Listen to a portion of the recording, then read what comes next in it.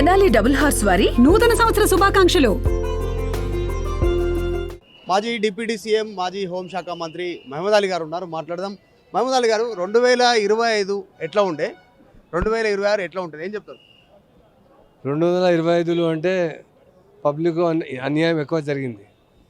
చాలా ప్రామిసెస్ చేశారు కాంగ్రెస్ సీఎం గారు.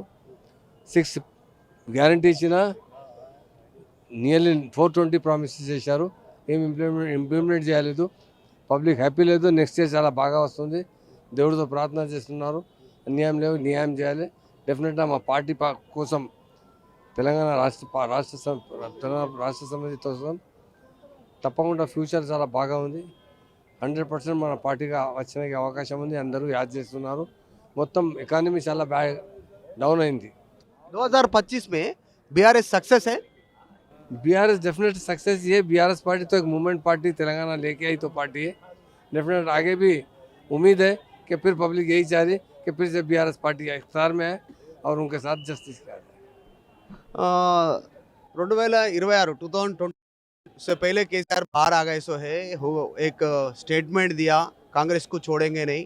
अब से पब्लिक में 2 साल टाइम दे दिए, 2 साल मौका हो गया, उन लोग फेल हो गए सो अब से छोड़ेंगे नहीं बोल के. क्या करने वाले हैं बीआरएस 2026? पब्लिक में अवेयरनेस लाएंगे और पब्लिक को बताएंगे कि बीआरएस के पीरियड में क्या डेवलपमेंट आया, कांग्रेस के पीरियड में क्या हुआ. पब्लिक के जेब पूरे खाली हो गए, पूरी इकानमी तबाह हो गई, हर आदमी परेशान है. छोटा गरीब आदमी जो मामूली काम करने वाला भी आदमी रो रहा है. आप सब केसीआर साहब को याद कर रहे हैं.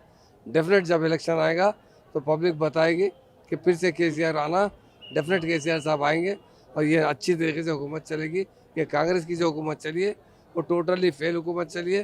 उनके जो प्रॉमिसेस है पूरे के पूरे झूठे साबित हुए. और केसीआर साहब अपने दौर में जितना वायदे किए, वायदे से ज़्यादा काम करके बताए. और कभी इलेक्शन एजेंडे में कभी भी प्रॉमिस नहीं करे और बाद में नए नए स्कीम लाकर तेलंगाना के आवाम को खुशहाली नसीब करे और लोगों में एक अवेयरनेस बिल्डअप करे.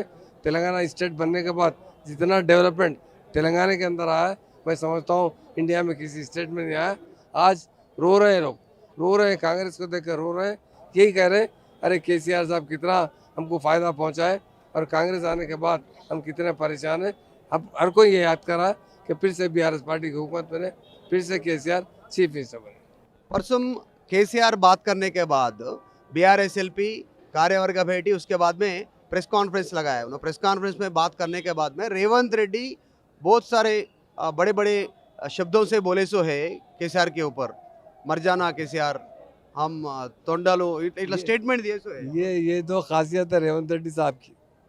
रेवंत रेड्डी साहब जब बात करते हैं ना, वो तो हमारे कल्चर के हिसाब से बात नहीं करते, बहुत ज़्यादा बात करते हैं. आदमी काम ज़्यादा करना चाहिए, बात कम करना चाहिए. आप मिसाल देख लीजिए केसीआर साहब के 9.5 साल में वायदे कम किए हैं, लोगों का काम कर कर डेवलप कर कर बताए. हम यही उनसे भी उम्मीद रखते हैं कि बात कम कीजिए, काम ज़्यादा कीजिए. और नेक्स्ट जो तेलंगाना में भी सर इम्प्लीमेंट होने वाला है, जैसा बिहार, पश्चिम बंगाल, दूसरा स्टेटों में स्पेशल इंटेंसिव रिवीजन, वो बहुत सारे बोगस वोट है बोल के बहुत सालों से पॉलिटिकल पार्टीज बोल रहे थे. उससे वजह से एमआईएम जीत रही, यहाँ पर थोड़े सीटा कंटिन्यू जीत रही बोल के. वो सर के बारे में आप क्या बोलेंगे? देखिए, हर किसी को मालूम है, आप तो जर्नलिस्ट, आप अच्छी तरीके से जानते हैं कौन से पार्टी का क्या विजन है. मगर बीआरएस का एक ही विजन है, आवाम का वोट ले और इख्तियार में आए, ना कि बोकस वोट से. बीआरएस पार्टी हमेशा आवाम के दिल से चाहने वाली पार्टी है.